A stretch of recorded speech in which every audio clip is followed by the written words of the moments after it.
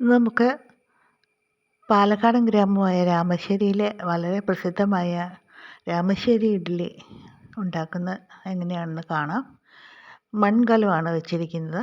മൺകലത്തിന് മുകളിൽ കുറച്ച് കട്ടിയുള്ള നൂല് പാകിയിട്ടുണ്ട്. അതിൻ്റെ മുകളിലോട്ട് നേർത്ത ഒരു തുണി വെച്ച ശേഷം അതിലോട്ട് സ്പെഷ്യലായിട്ട് തയ്യാറാക്കിയ ഇഡ്ഡലി മാവാണ്, സാദാ ഇഡ്ഡലി മാവല്ല.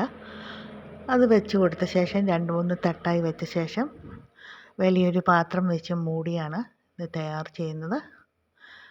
ഒരു സ്പെഷ്യൽ ടൈപ്പ് ചട്നിയാണ് ഇതിൻ്റെ കൂടെ ഉപയോഗിക്കുന്നത്.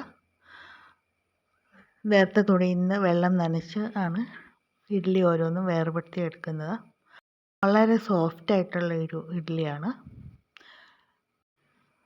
തികച്ചും പരമ്പരാഗത രീതിയിൽ തയ്യാർ ചെയ്യുന്ന ഈ ഇഡ്ഡലിക്ക് ആരാധകർ വളരെയധികമുണ്ട്.